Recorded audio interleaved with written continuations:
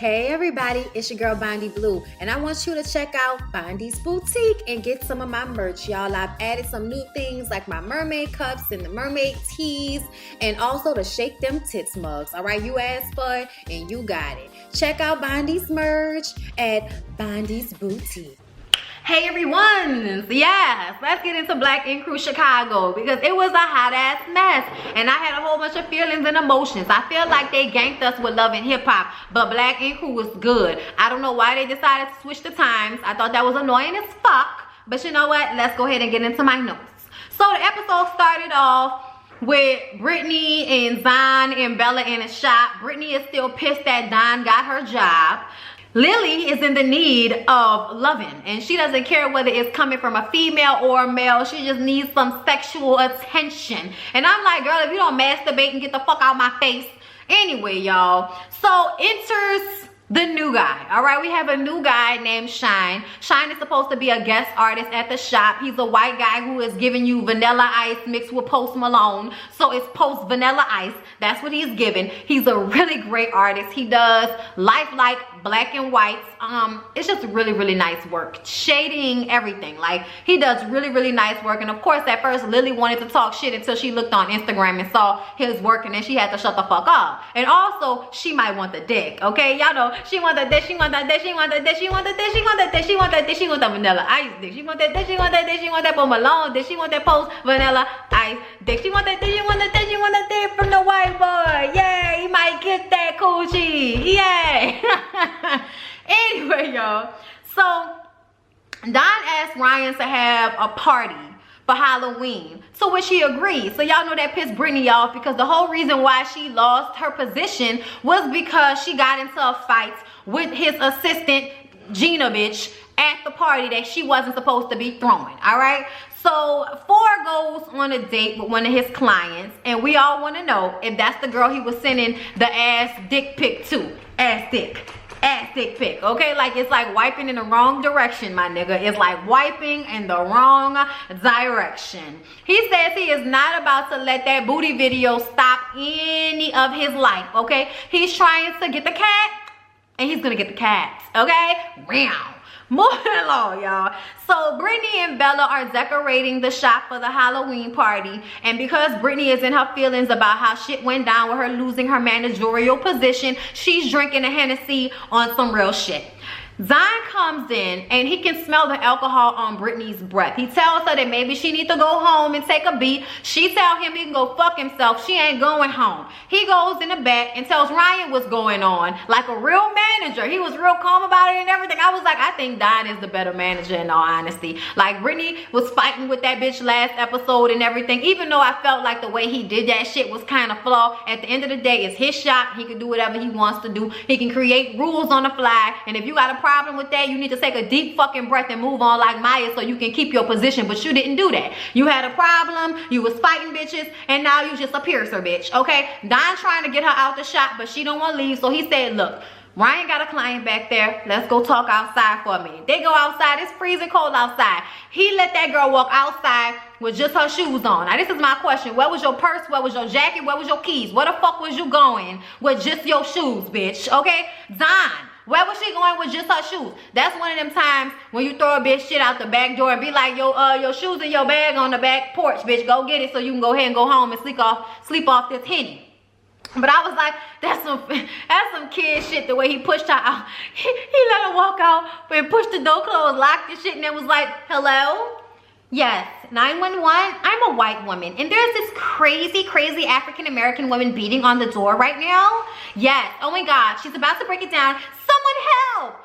He was just joking. He didn't really call the police. And I'm like, see, we're not supposed to be calling the police on one another because you just never know what could go down, especially if it's not a physical situation in which somebody is really in fear for their life. I don't think it's necessary. So he was just joking. But that bitch was crazy, okay? She needed to go home with her drunk ass. And where was Bella? Bella just up and disappeared. So anyway, Ryan called Charmaine down so that they can have a drink and have a conversation. And he was just like, I want to squash all the negativity. And I'm like, now the last time you saw her, you didn't give a fuck about squashing the negativity. You didn't give a fuck about talking to her. But now out the blue, you call her for a sit down. Charmaine wants to know why he can forgive everybody else, but he can't forgive her. And he said says he just wants to put everything that happened behind them and he don't want no beef, but that don't mean they friends. Charmaine says that they need to work together. She doesn't want to work for 9mag, but she would like to work with 9mag. I'm guessing in conjunction with her radio WGCI situation where she could, you know, tell people to go down whenever they having a sale, whenever they having anything that they got going on at 9mag. She can be a free pub for them, basically. I mean, well, not free, but whatever they gonna hook up. And he was like, you should come down to the Halloween party and we'll just see how this goes from there. Let's just move from there. Like, just giving her a chance to come back and be in the crew with everybody else, and we'll see how it blends. And I kind of feel like y'all trying to pull a wool over our eyes, but y'all wasn't never really beefing. It just kind of felt like they wasn't really beefing. They was just beefing for the show, and now we got to bring it back together so everybody can be back in 9mag together. And hey, however we got to get there, I want y'all to be back cool, because I like everybody that was involved in the show. I like Charmaine. She's annoying, but I like Charmaine. I don't like Lily, but she has her purpose. I like for everybody to be back in one shop. I don't want to go back to this one shop over here, one shop over there, one person going back and forth between one shop for oh flip-flopping ass nigga.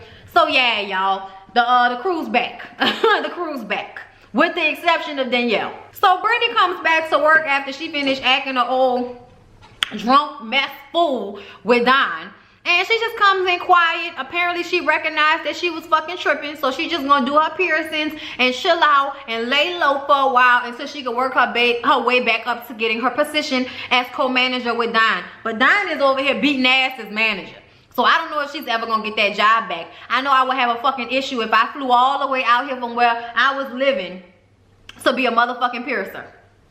I'm just saying, I would have a problem with that. Piercings don't cost that much money. Van comes in with his new apprentice, and his new apprentice looks like Jen doesn't know anything about it, all right? That girl looked like a whole hoe out here. They had a sit down where she was trying to talk to him because she does shading with the eyebrows, microblading, which is a form of like inking your eyebrows in or whatever.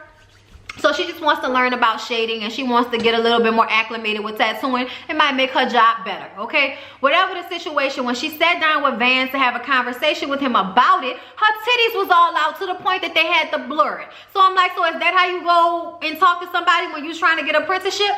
With your titties out? I mean, I guess when it's Van. But I was just looking like if Jen would have saw that, she would have had a motherfucking problem. So he brought Evanita, because that's her name. He brought Evanita into the shop and says that she was going to be his new apprentice. Don't nobody need to ask Ryan about me having a new apprentice. Y'all are separate contractors, okay, doing y'all job in one place. But at the end of the day, if he wants to have you know, an apprentice, he doesn't have to ask Ryan about that, but he's going to talk to Ryan about it. Bella took issue with the shit. I don't know why she took issue. You have a job, bitch. You are an assistant. You have a paycheck. Why are you upset at the fact that Van is bringing in Evanita so that they can work together? All right, she was trying to shade the girl, talking about, so is that microblading your eyebrows? She was like, no, this is just makeup. And she was like, oh, I mean, I was just asking because I wanted to know. And she was like, well, I can help you out with your brows. She was like, bitches, my brows are on fleek. I'm like, girl, that's the only time you can say on fleek is when you're talking about your eyebrows.